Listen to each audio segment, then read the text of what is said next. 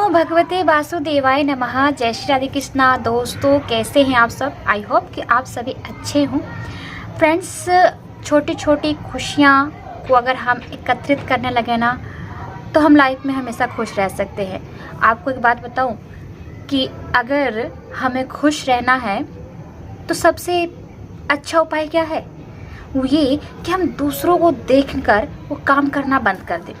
Means ये कि हम दूसरों को देखते हैं कि वो कैसे रह रहा है। हम दूसरों को देखते कर क्या होता है, हमारे अंदर जलन पैदा होने लगता है, जिसकी वजह से हम खुश रहना ही छोड़ देते हैं। इसलिए आपके मन में जो आ रहा है वो करिए, खुश रहिए, दूसरों की बातें छोड़ दीजिए।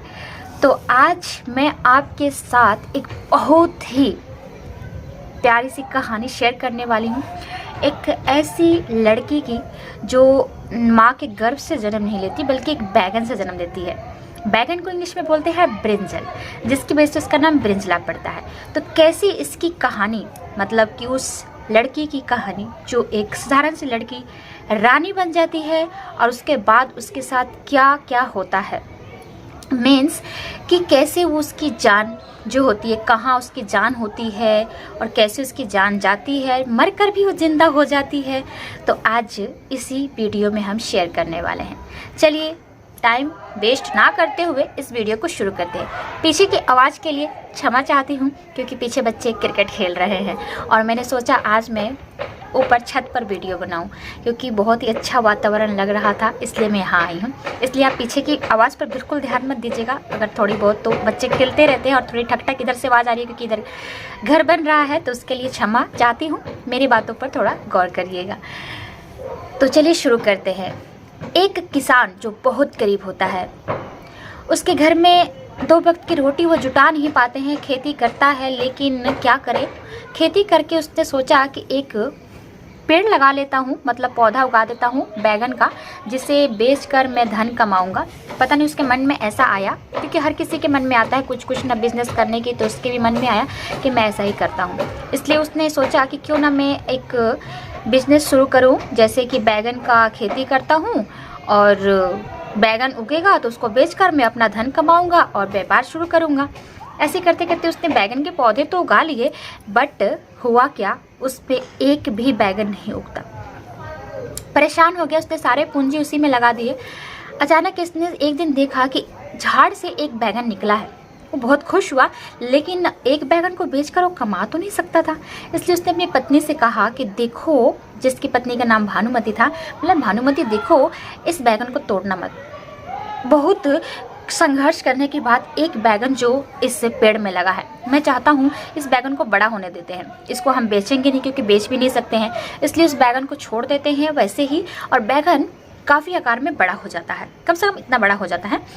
उसके बाद जब देखता है किसान, तो बोलता है अपनी पत्नी से कि देखो, मैं खेत जा रहा हूँ, और उस बैगन को तोड़कर ला कर देता है। कहता है देखो, आज इसकी ही सब्जी बनाना, क्योंकि इतने दिन से हमने अच्छे से कुछ खाना नहीं खाया, सब्जी नहीं खाई, इस बैगन की सब्जी बनाओ, उसके बाद मैं खेत से आकर खाना खाऊंगा।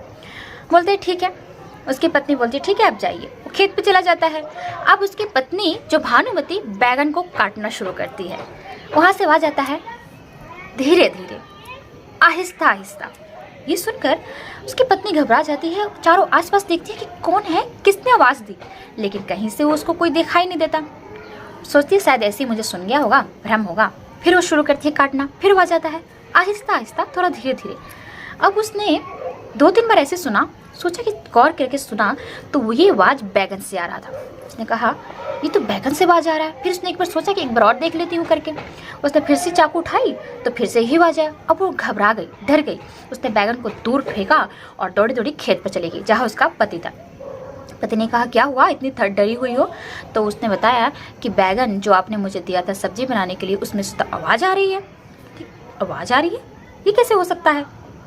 तुम मजाक मत करो मुझसे, बैगन कभी बोलता है क्या? तो कहा नहीं नहीं, बैगन ने बोला, उसने मुझे बोला धीरे धीरे, मतलब मुझे धीरे धीरे काटो। पता कि ऐसे कैसे हो सकता है, चलो पता लगाते हैं। अब वो उसका पति भी साथ में आता है और जाकर देखते हैं, तो बोलता है चलो मेरे सामने काटो, मैं देखता हूँ कैसे काटो। अब भानुमति ने जैसे ही बैगन को काटना शुरू किया, फिर आवाज़ आया धीरे धीरे, आहिस्ता आहिस्ता। अब किसान ने ये बात सुनी। किसान ने कहा हाँ तुम तो सही कह रही हो, इस बैगन से ही आवाज़ आ रहा है। फिर किसान ने कहा हाँ हाँ, हम धीरे धीरे ही काटेंगे। ऐसे बोलकर उसने कहा अब धीरे धीरे काटो। धीरे धीरे काटा तो उसमें से क्या निकलता है, एक सुंदर सी प्यारी सी बच्ची। अब भानुमति जब उसे देखती है ना तो उसका ममता जो है जाग जाती है।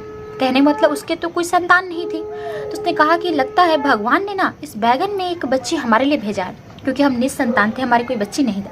लेकिन किसान इस बात को मानने को तैयार नहीं। किसान बोलता है कि हमारे खाने के लिए तो रोटी नहीं होती है, अब इस बच्ची को हम कैसे पालेंगे, तुम इस बच्ची को कैसे रख सकती हो। बोलती है कि कुछ भी करिए लेकिन मुझे ये बच्ची चाहिए। ठीक है, रख लेते हैं, कोई बात नहीं, हम कुछ ना कुछ इंतजाम कर लेंगे, कहीं ना कहीं से दूध ले आएंगे इसके लिए।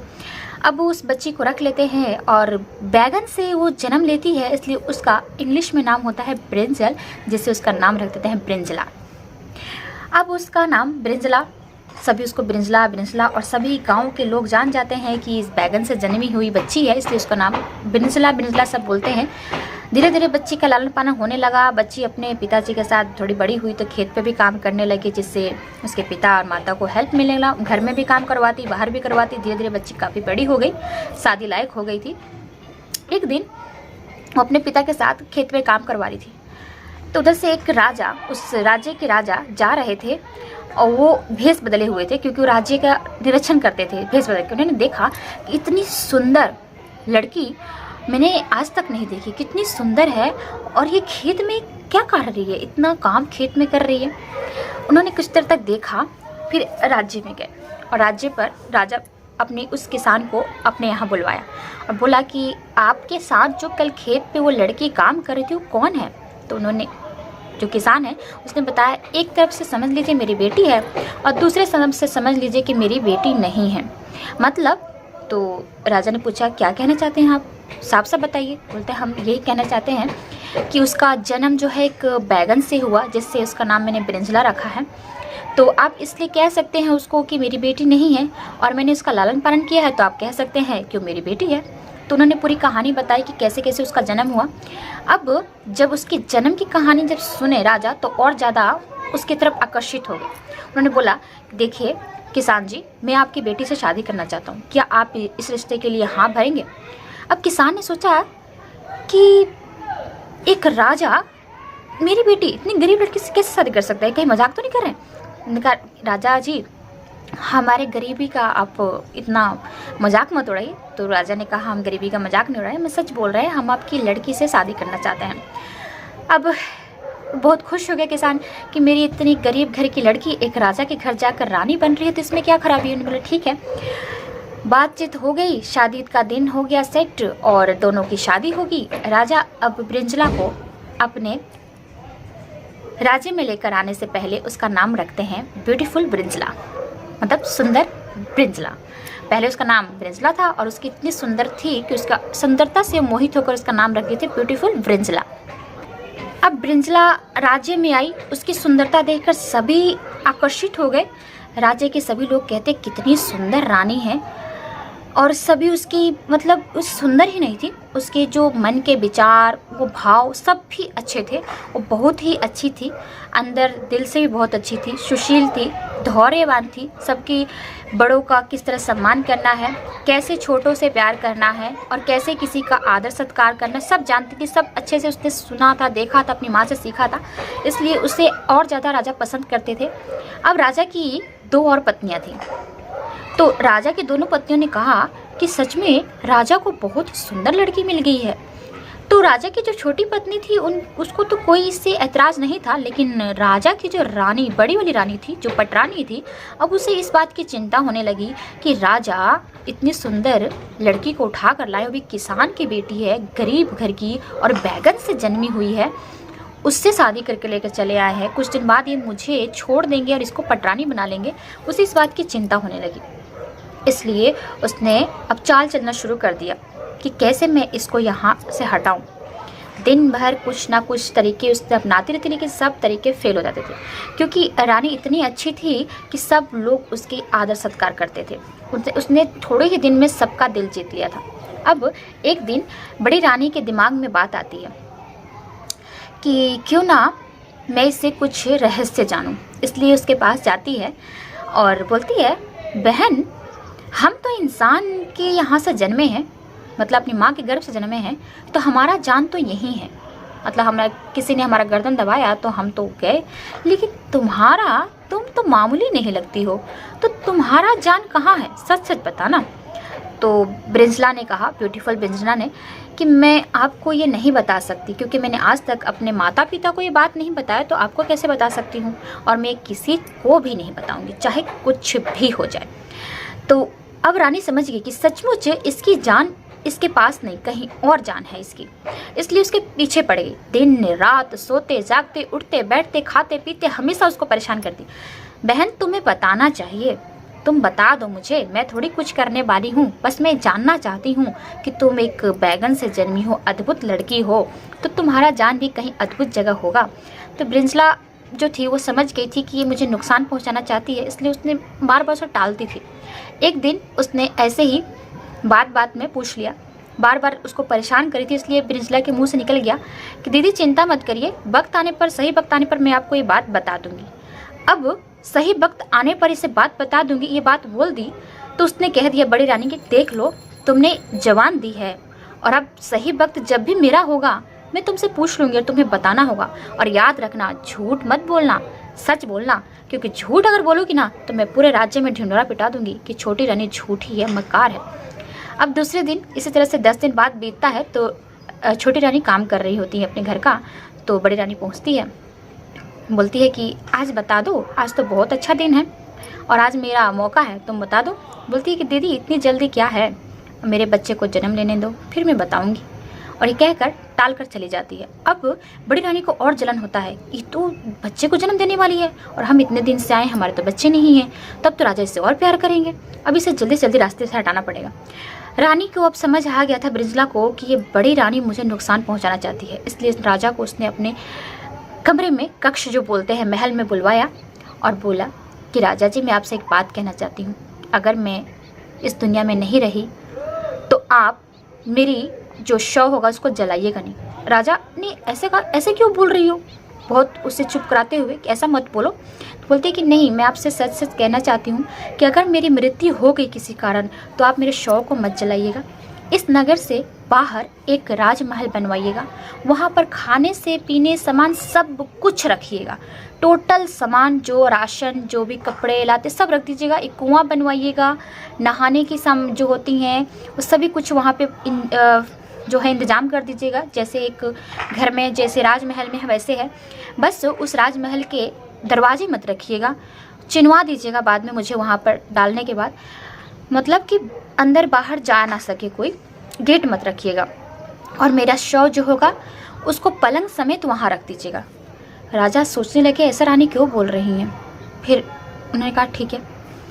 कुछ दिन बीतने के बाद फिर रानी बोली कि अब तुम्हें बताना ही पड़ेगा। बड़ी रानी उसके पीछे पड़ गई। तो रानी ने कहा दीदी मैंने इसकी बात किसी को नहीं बताई थी, लेकिन आज तुम बहुत जिद कर रही हो इसलिए मुझे आपको बताना ही पड़ेगा। अब रानी समझ गई थी ब्रिंजला की मेरी जान लेके ही रहेगी, इसलिए उन्हें पहले राजा को ये सब बात बता दी थी। अब रानी ने बताया कि सुनो दीदी ध्यान से, एकदम सच है, आज तक मेरे पिताजी को ये बात पता नहीं है। जो पिताजी की खेत है ना उसके बगल में एक कुआं है, उस कुआं के अंदर एक संदूक है और संदूक के अंदर एक डिबिया है, उस डिबिया में फूल है, माला है, जो एक गले का माला है, उसमें मेरी जान है। अब बड़ी रानी कहती है वाह क्या बात है, हमारी जान तो कोई 1 मिनट में निकाल दे, अब तुम्हारी जान देखो कहाँ है, तुम्हारे पिताजी के, तुम्हारी जान तो सच में बहुत अच्छी जगह है जिसे कुछ निकाल नहीं पाएगा। ये कहकर अब बड़ी रानी बहुत खुश हो रही है कि मुझे उसकी जान का पता चल गया, और छोटी रानी को इस सब का पता चल चुका था कि रानी मुझे नुकसान पहुंचाएगी। अब बड़ी रानी ने अपने विश्वास पात्र दास को बुलाया और उसे सारी बात बताई और कहा कि किसी को पता नहीं चलना चाहिए, वो जो है डिबिया निकाल कर लाओ मेरे पास। दास चला गया छुप छुपाकर और डिबिया को जैसे ही उसने कुएं से निकाला, छोटी रानी की तबीयत खराब होने लगी। उसने बेड पर लेट गई और बहुत उदास रहने लगी और उसका तबीयत खराब होने लगा। अब राजा को समझ आने लगा कि रानी ने ऐसा क्यों कहा था, जरूर अब रानी को पता चल चुका था कि वो नहीं रहने वाली है। धीरे धीरे समय बीतने लगा। अब रानी ने वो माला जो है निकाल लिया डिबिया से और अपने गले में पहन लिया। जैसे उसने अपने गले में पहना ना, रानी ने इधर प्राण त्याग दिए। अब रानी इधर प्राण त्याग दी। राजा ने अब मंत्री को ये सब कुछ बात बताई कि ऐसे ऐसे रानी ने कहा था, इसको इस तरह रखना है, इसलिए एक नगर के बाहर महल बनवाया गया। जैसे से रानी ने कहा था वैसे ही उसके पलंग को समेत ले जाकर वहाँ रख दिया गया। धीरे धीरे समय बीत रहा था। राजा बार बार उस महल के आसपास घूमते थे कि कहीं से रानी मेरी निकल कर चली आएगी। मुझे ऐसा क्यों लग रहा है रानी जिंदा है, लेकिन फिर वो सोचते थे कि मरी हुई रानी कैसे आ सकती है। कुछ समय बाद बीतने के बाद, 1 साल बीतने के बाद राजा वहाँ से गुजर रहे थे, तभी उनको एक बच्चे की आवाज़ सुनाई देती है। वो तुरंत उस दीवार को फान कर अंदर जाते, देखते छोटा सा बालक है और रानी सोई हुई है। उन्होंने चुप कराया बच्चे को, रानी के पास सुला कर चले गए। राजा ने सोचा कि हो ना हो रानी की बेटा है, यानी कि मेरा ही बच्चा है। धीरे धीरे कुछ दिन समय बीत रहा था। अब 2 साल हो चुके थे। राजा रोज जाते उस महल में और रानी के बच्चे को देखभाल करते, उसको खाना खिलाते, और इस तरह से दिन भर जाते वहीं पे रहते और शाम को चले आते। अब बच्चा 4 साल का हो चुका था। एक दिन राजा ने पूछा कि बेटा ये कौन है जो पलंग पे सोई है? तो बोले मेरी माँ है। तो ये इतनी सोती क्यों है? तो बोलते कि दिन में सोती है, रात को जगती है। तो बोलते हैं कि तुम्हारा ध्यान कौन रखता है, तुम्हें खाना कौन खिलाता है, तुम्हें नहलाता कौन है? तो यही करती हैं, माँ करती हैं, रात को ये सब उठ कर करती हैं, खुद भी नहाती हैं, मुझे भी नहलाती हैं, और खुद भी खाना खाती हैं, मुझे भी खिलाती हैं। दिन भर मैं ऐसे खेलता रहता हूँ। फिर राजा ने कहा बेटा अब की बार जब तुम्हारी माँ उठेगी ना तो उनसे पूछना कि वो दिन में सोती हैं, रात को क्यों जगती हैं, इसका कारण पूछना। बेटा ने कहा ठीक है। माँ जब जगी तो बच्चे ने सब बात बताई कि राजा जी आए थे, उन्होंने पूछा। तो अब माँ समझ गई जो रानी थी कि अब बात छुपाने से कोई फ़ायदा नहीं। तो उसने बच्चे से बताया कि बच्चे वो तुम्हारे पिताजी हैं, और अब वो जब आएंगे ना तो तुम उनके पैर छूकर प्रणाम करना और उन्हें बताना कि माँ इसलिए दिन में सोती है क्योंकि बड़ी रानी के गले में एक माला है जो दिन भर पहनी रहती हैं, जिसकी वजह से मेरे प्राण निकल जाते हैं। उस माला में मेरे प्राण हैं, और रात को जब वो माला निकाल देती है तो मेरे प्राण वापस आ जाते हैं, इसलिए मैं जग जाती हूँ। बच्चे ने कहा ठीक है। दूसरे दिन राजा आए तो उसने सब बात राजा को बात बताई। अब राजा को समझ आ गया कि उनकी बड़ी रानी ने सब करतूत की है रानी को मारने के लिए, इसलिए उन्होंने कहा कि ठीक है। अब अगले दिन वो बोलते हैं अपने जो बच्चे से, कहते हैं कि बेटा अपनी माँ से बोलना कि 2 दिन तक इस कमरे में ही यहीं पर रहे, चिंता ना करें, मैं उसे ले जाऊँगा। और बच्चे को समझाते हैं बेटा तुम्हें ऐसे ऐसे कुछ काम करने हैं जो मैं तुम्हें समझा रहा हूँ। बच्चे ने कहा ठीक है। अब वो राजा महल में जाते हैं और अपने कमरे में बैठ जाते हैं। बड़ी रानी आती है, क्या बात है राजा जी आप इतने उदास बैठे हैं? राजा कहते हैं कि यहाँ पर आक्रमण होने वाला है और मुझे तुम्हारी चिंता है कि कहीं तुम्हें कोई नुकसान ना हो, इसलिए मैंने सोचा है कि ज़मीन के अंदर एक तहखाना बना देता हूँ जहाँ मैं तुम्हें छुपा दूंगा कुछ दिन के लिए। जब युद्ध खत्म हो जाएगा तुम्हें वापस ले आऊँगा। रानी कहती है हाँ हाँ बिल्कुल, क्यों नहीं। तो कहते उससे पहले मैं ना, एक मेरा दोस्त है उसका बेटा मुझे बहुत प्रिय है, मैं चाहता हूँ कि तुम्हें थोड़ा सा प्यार दो, वो आना चाहता है राजमहल में। बोले ठीक है बुला लाइएगा, मुझे बच्चे बहुत पसंद है। अब राजा लड़के को बहुत कुछ सारी बातें समझा दिए होते हैं और उसे राजमहल में लेके आते हैं। लड़के अब बोलते हैं, राजा बता देते हैं कि लड़का बहुत जिद्दी है, उसे जो मांगता है उसे देना ही पड़ता है। अब सोच लो। बोलते क्यों बात नहीं, बच्चा है, हम कुछ भी मांगेगा हम दे देंगे। बोले ठीक है। वो बातचीत करते करते शाम भी हो गई है, फिर भी मैंने लाइट जला कर ये वीडियो सोचा यहीं पर कंप्लीट कर लूँ। तो हुआ ये कि रानी से जब राजा ने कहा कि बात ये है कि वो लड़का बहुत जिद्दी है, तो रानी ने कहा तो क्या हुआ, हमारे पास किसी चीज़ की कमी की थोड़ी है, हम सब कुछ दे देंगे उसे, आप ले आइए। राजा ने उस बच्चे को लेकर आए और उससे बच्चे से कहा, उसे समझा दिया कि तुम रानी के गले में जो माला है ना उसकी जिद करना। अब राजा ने उस लड़के को लेकर आया तो रानी ने उसे गोद में उठा लिया, बोली कि बहुत ही प्यारा बच्चा है आपके दोस्त का। तो उन्होंने कहा कि हाँ बहुत प्यारा है, बल्कि बहुत जिद्दी भी है, जो मांगेगा आपको देना ही पड़ेगा। बोले ठीक है। अब उसे कुछ तरह तरह की चीज़ें जो है ना देने लगी, खिलौने उलने। और लड़के ने उठा कर फेंकना शुरू कर दिया, मुझे ये नहीं चाहिए वो नहीं चाहिए, मुझे तो आपके गले का माला चाहिए। लड़के को समझा दिया था राजा ने। अब वो बोलती नहीं बेटा ये नहीं दे सकती मैं, आपको जो चाहिए वो दे दूँ। खिलौने दिया, फ्रूट दिया, लेकिन लड़के चिल्ला चिल्ला कर माथा पटकने लगा। अब राजा ने कहा अरे रानी अब दे भी दो, इसमें कौन से हीरे मोती लगे हैं, मैं दूसरा बनवा दूंगा। देखो कि मेरे दोस्त का बच्चा है, अगर ज़्यादा जिद करने लगेगा और रोने लगेगा तो अच्छा नहीं लगेगा, किसी और बच्चे की तुम जान लोगे क्या। रानी ने कहा नहीं मैं ये दे नहीं सकती, तो किसी तरह से तुम्हें दे दो, मैं बाद में इसको बहला फुला कर ले लेना। तो ठीक है, लेकिन मैं इसे कुछ देर के लिए ही दूंगी, उसके बाद मैं ले लूँगी इसे। तो ठीक है, इसका जब मन भर जाएगा खेल के तो तुम ले लेना। तो रानी ने सोचा वैसे भी उसकी तो जान चली ही गई है ब्रिंजला की, और रख कर मैं क्या करूँगी, ठीक है दे देती हूँ, बाद में इसे ले लूँगी। उसने ऐसे ही किया। अब बच्चे ने माला ले ली और खेलने लगा। कुछ देर बाद राजा ने उस माला को लिया और जल्दी से अपनी ब्रिंजला के महल में गए और उसके गले में पहना दिया। अब ब्रिंजला उठकर बैठ गई। राजा ने देखा अपनी रानी को तो खुशी से झूम उठे और दोनों ने एक दूसरे को गले लगाया। और राजा ने कहा कि आप रानी 2 दिन इंतज़ार करिए, उसके बाद मैं आपको यहाँ से ले जाऊँगा अच्छे से। अब राजा वहाँ पहुँचे घर, तो अब रानी खोज रही है अपना माला, क्यों बच्चा कहाँ गया, मेरा बाल माला लेके चला गया। बोलते जाने दो, मैं तुम्हें दूसरा माला बनवा दूंगा। बोलती ठीक है, वैसे भी सोचती है कि ऐसे भी तुम मर चुकी है, क्या करूँगी लेकर। अब रानी को याद आया कि आपके यहाँ तो आक्रमण करने वाले हैं लोग, तो मुझे जल्दी से तहखाना बनवा दिया है ना आपने मेरे लिए, क्योंकि मुझे इस लड़ाई से बहुत डर लगता है। राजा समझ गए कितनी स्वार्थी है, मुझे इसका चिंता नहीं, मेरे चिंता नहीं है और अपने जान की चिंता कर रही है। ठीक है, कोई बात नहीं।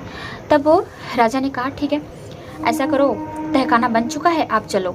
अब तहखाना नीचे अंदर ज़मीन के अंदर खुदवा कर बना दिया गया था।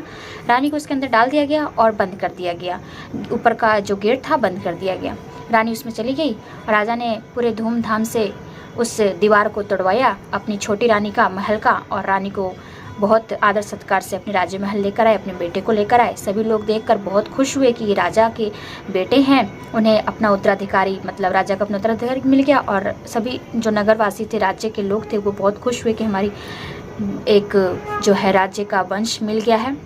राजा वैसे भी, रानी के व्यवहार से ऐसे भी लोग बहुत खुश रहते थे, इसलिए वो बहुत खुश थे कि रानी हमारी वापस आ गई है। अब बड़ी रानी को इस बात का सज़ा मिल चुका था। वो 10 दिन तक इंतज़ार कर रही थी कि कब राजा लेने आएंगे। 10वें दिन राजा जाते हैं और ऊपर का गेट खोलकर कहते हैं, रानी अब आप बाहर नहीं निकलोगे, क्योंकि आपने मुझसे बहुत विश्वासघात किया है और आप इसी लायक हो, आप यहीं रहो। अब रानी को समझ आ गया था कि मुझे कर्मों का सज़ा मिला है। रानी को कर्मों का सज़ा मिल गया और इधर जो ब्रिंजला थी अच्छे से राज करने लगी, रहने लगी। तो ये भी होता है, एक तो दोनों का सच्चा प्यार था जो एक दूसरे को मिला दिया, और दूसरा ब्रिंजला की जो अक्लमंदी थी, जिसने अपनी जान को बचा के रखा और उसने फिर से अपना वो माला उसी तरह सिंदूक में डलवा कर किसी दूसरे कुएं में डलवा दिया था, ताकि किसी को खबर ना मिले। तो उम्मीद करती हूँ कि आज की कहानी आप सबको पसंद आई होगी, और ये बाहर का नज़ारा कैसा लगा मुझे ज़रूर बताइएगा। अगर आप कमेंट करेंगे तो मैं ऐसे ही वीडियो बनाया करूँगी, और आपको ब्लॉग्स पसंद है तो मैं ब्लॉग भी बनाऊंगी। चलिए आपसे मिलती हूँ अगले वीडियो में, तब तक के लिए आज्ञा दीजिए। धन्यवाद। राधे कृष्ण।